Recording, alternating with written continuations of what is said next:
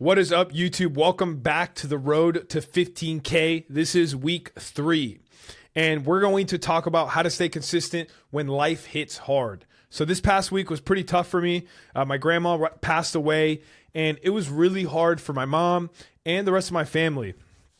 And death affects me very differently than I feel most. For those of you that don't know, I lost my father in 2017, and that really just uprooted my entire life. And to me, it's a reminder that life can hit you unexpectedly, man. Like nobody knows when our time is. And it always, losing a loved one always kind of pushes me to understand that showing up matters so much. The last thing I want to do is live a life full of regret. So let's talk about how to stay consistent no matter what life throws at you, even tough times like this. All right, so a little bit about my grandma passing first. So she lived in Guatemala, and as you can imagine, I didn't really get to see her very often, but with the awesome technology that we have nowadays, she reached out very consistently on Facebook, constantly blessing, sending blessings to my wife and I, telling us how much she loved us, telling us how beautiful we were. She was a very kind soul, and although I didn't get to see her very much and I wasn't super close with her, I mean, it still hurts, man. That's my grandmother, right? And I think the biggest thing that hurt the most is I can't imagine being in my mom's shoes. And like I mentioned previously, man, death hits me in a different way, I feel like. So her passing just reminded me of my father's death, and the inevitable mortality that we will all have, right? And you can either be scared of that, or my favorite thing to do is use that as a superpower. We are all going to die one day. Me, you watching this, and that can become your superpower when you use that to your favor. It is a part of life. It's unavoidable, right? And like I said, the last thing I want to do is walk up to heaven's gates, if they exist, and be shown a list of things that I could have done or could have accomplished if I had just bet on myself, if I didn't let the self-doubt, the fear, the anxiety, what others would think of me, if I didn't let that shit control me. All right. So that's how my life has really shifted. That's how my perspective on life and death has really, really shifted. It's just to me, it's a constant reminder of not living with regrets. Chase your freaking dreams and do the things that you want to do and that you say you want to do. All right. So I still showed up to the gym. I mean, that kind of comes naturally to me. It's my escape. It's how I get aggression out. It's how I can let my emotions out, go into the gym, lift some heavy ass weights. I don't think it's therapy, but it's definitely a place to let some of that out, man. It definitely helps, right? I definitely struggled on the mental side. Like Saturday, I got the call Friday. Saturday was really rough for me. I missed my first post on social media. I wanted to post every single day for the first 90 days of this year. I literally missed a day. And that's also why this video is late. So, with that being said though, I found my routine again yesterday. Today's Monday. I found my routine again on Sunday, which was my mother's funeral that we got to watch online. My grandmother's funeral, I'm sorry. And I really focused on just recentering myself, finding some silence, reflecting on everything. And it really helped bring stability back into my life during all this chaos, was just finding my non-negotiables and getting them done. Just, to me, it feels so much better to do the non-negotiables that I know will make me feel good versus giving into that little voice in your head that is just telling you to rot, right? Lay there and rot, because it's going to make you feel so much better. It feels so good to just lay in bed all day and rot, but you always feel so much worse after. Why? Because you regret it, right? And that's what I want to do, is not live life with regrets. So another thing that really helped me kind of cope with all this and helps me through tough times is this freaking awesome book right here. Hopefully you guys can see this. Don't Believe Everything You Think by Joseph Nguyen. I'm so sorry I butchered that last name. Really phenomenal book. It's about 100 pages or so. Really short read, but such a good read if you are in a tough mental rut, if you struggle with anxiety, if you struggle with those depressive thoughts, if you struggle with like your own brain kind of getting in the way of you doing things, all right? And I do apologize if you see me looking down, but I do have some notes here, okay? So my two biggest lessons from this book, all right? Number one, your thoughts are not facts. I know we want to believe that all our thoughts are facts because they're our thoughts, but they are not facts, all right? Objective reality is very simple. The objective reality that I am in right now is I am sitting in my office. This is an office, right? And maybe even calling this room an office might not be objective. This is a room, and I am sitting in a chair. That is objective reality, all right? But our perception of this reality is the real reality we live in. All right. So let me rephrase that. Objective reality is the physical three-dimensional world that you are in. Okay. Whether you're in an office or in a room like I am, in the gym, in the car. If you and 1,000 other people were to squeeze into here, objectively, every single one of those people would say, yeah, we're in an office. Okay. This is an office. This is a room. Or we're in a gym, we're in a car. That is objective reality. But every single one of those 1,000 people has a completely different perception of that reality. Therefore, every single one of those people lives in a different reality. Okay? So, a really great example of this is working. All right, so before I was a full-time content creator and coach, I was an engineer at a typical corporate office job, 9 to 5. To me, it felt like I had to drag my feet in there because I had bricks on my feet because I knew that it just wasn't my calling to be in this office for 8 hours a day. To somebody else, it could be their dream job. They are so happy. They are so elated to be there, right? The objective reality is that we're both in an office, but our perceived realities are completely different. To me, I could be having depressive thoughts. I could have really high anxiety. I could feel like I can't be myself because I don't love this job, right? To the other person, they're living their dream. They're ecstatic. They feel amazing. And that is the big difference between objective reality and your perceived reality, okay? So from this lesson, I challenge you, man, if your thoughts are making you feel anxious or unworthy or you know, like you're not enough, like you're not doing enough. I challenge you to challenge your thoughts. Question your thoughts, man. It's okay to question your thoughts, right? If somebody tells you something that's not 100% factual, you can question it. You can do the same thing for your own thoughts, right? They might not be true, okay? And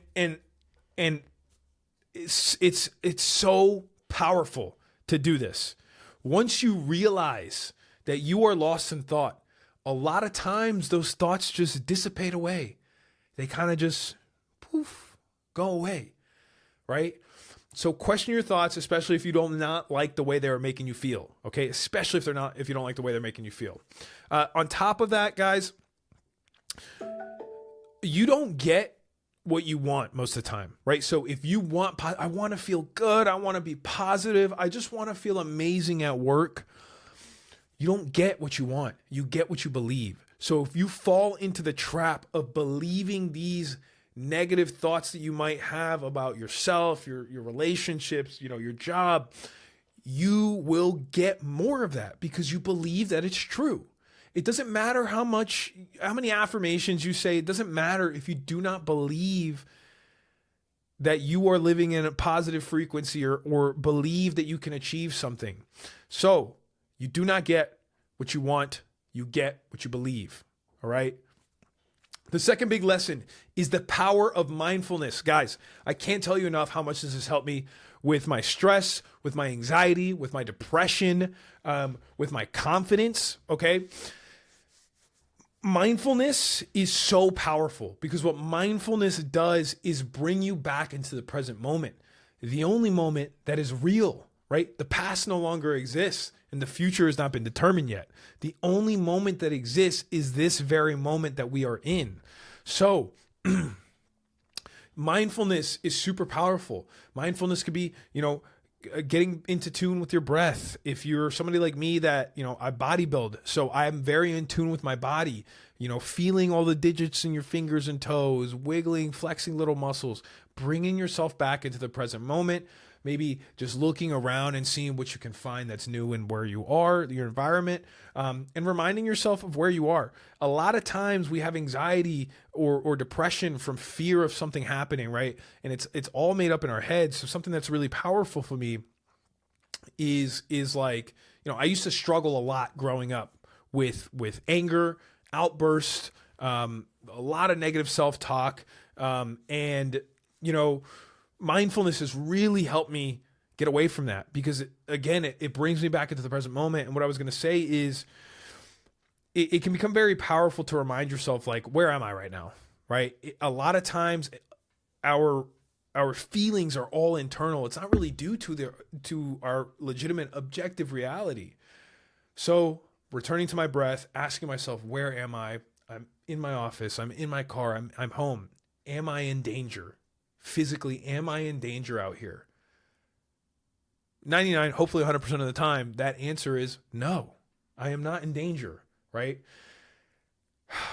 And even now I can just give that sigh of relief, because I feel a little anxious making this video, and me saying that out loud just gave me goosebumps, because it really helps bring me down and bring my nervous system down a notch to get me out of that fight or flight mode. All right. So I really challenge you to practice mindfulness, and more specifically, mindfulness meditation has been what's really helped me. The best app I've ever used. If you're interested in trying it, there's a 30-day free trial link in the description. Please give it a shot. I'd love to hear your thoughts if you do try that. Okay. So those were my two biggest takeaways from this book so far. I'm sure I will come to this back in the future. But some actionable tips to help you stay consistent, right, is tip number 1, find your non-negotiables and fucking anchor them to yourself. Make your non-negotiables a part of who you are, to your core, right? So for me, it is training. Meditation has become a non-negotiable for me. And lastly, something like getting my 10,000 steps in to keep me healthy and active. Those 3 things help me feel like I have stability in my life when shit's hitting the fan, right? When life feels out of control, lean into your non-negotiables, because they give you control of what you have control over. If anything, it will just remind you of maybe the things causing your stress you don't have control over, right? So ask yourself, can I change it? If the answer is yes, then do something about it. Can I change it? If the answer is no, then let it go, right? Let it go. Use the mindfulness tips to help you let it go. Tip number 2 is give yourself some grace, right? And what I mean by this is that the all or nothing mentality will most of the time get you nothing, okay? We are chasing consistency and progress, not perfection. And hopefully you guys see this, right? That is why this video is late. That is why I missed a video. I could have easily used those screw ups or mistakes as an excuse and say, well, what's the point of posting anymore if I already messed up? But no, I'm just going to post late. I'm going to catch back up the day after, and I'm going to post twice this week on YouTube to make up for the one I missed last week. All right. Number 3 is to focus on the process, not the outcome. This is where a lot of people really struggle, man. And this kind of leans into delayed gratification as well. If you're consistently focused on the outcome you're looking for, a lot of times you won't get it, right? Winners and losers, they all have the same goal, to win, right? Olympic athletes, they all have the same goal, to get a gold medal. But the thing that separates the winners from the losers is the systems, the process that they have in place. So I think it is absolutely powerful and necessary to have an end goal and outcome. But once you have that, we need to shift our perspective and our mindset to focusing on the process rather than the outcome, okay? So for example, if you want to lose 20 pounds, instead of focusing on the 20 pounds that you want to lose, you can focus on the habits that will get you there, like walking 10,000 steps a day, tracking your food every day, and going to the gym 3 to 5 times a week. You do those 3 things consistently, I guarantee you lose 20 pounds, right? That is focusing on the process rather than the outcome. Cool. And then tip number 4 is to lean on your support system. Get some extra support when you need it. This could be your, any form of community like your family, your friends, or even online community like the Silverback Strength Tribe, or any people that you trust online. Or like myself, I have my own coaches. I have a business coach and I have a fitness coach to help me lean on them, especially when times get tough, and to take a lot of that headache away from my headspace. So lean on your friends, lean on the people that are willing to be there to support you. All right. And, to add to that, guys, if I've learned anything as I continue to grow, as a human, as a man, is that it's okay to not be okay. Emotions are real, and it's okay to feel those emotions. But we can decide how to react to those emotions, and if we let emotions control us. So lean on to others when you need to, guys. I can't highlight that enough. All right. So that is week 3 of Road to 15K. From the overall goals, we've reached 4,236 followers on Instagram, which is pretty sick. So we made back all of our followers plus some. And we just hit 225 subscribers on YouTube. I know for most people, they're like, oh, that's not even that much, dude. I'm so excited about it. I never even imagined, it's always been a dream to be on YouTube. So younger Eric would be so proud to have even over 50 to 100 subscribers. So thank you guys so much for all the love and support. It really does keep me going and gives me more insight on what is helping you guys and what kind of content and value you guys want to see. But yeah, man, I think what's most important from this past week is that I'm back on the wagon. It does suck and it hurts, and I'm not going to pretend like it's still not kind of sitting with me in my heart. But it's just a reminder to, not live with regrets, man. I don't want to let emotions control me, and I just want to keep showing up, be there for my family, be there for my friends, and most importantly, be there for myself, right? Because the more I can show up for myself, the better I can be for everyone else around me. Cool. I believe that's it, man. If you're struggling to stay consistent, I really do hope this helps. Let me know in the comments on maybe what habits it is that you lean into as your non-negotiables that kind of help you when life starts to get tough, that you don't really like to miss because they're kind of ingrained into who you are. Also, I'd love to know if any of you have read this book. Here it is again. I can't recommend this book enough. This is like my second or third time reading this. And then lastly is, if you're enjoying the Road to 15K and me just kind of sharing this stuff podcast style, sharing my tips and tricks for the week, don't forget to like, don't forget to subscribe, and follow me on Instagram, Eric B. Lifting, to follow along the journey even more. I appreciate you guys so much, and I'll see y'all on the next one.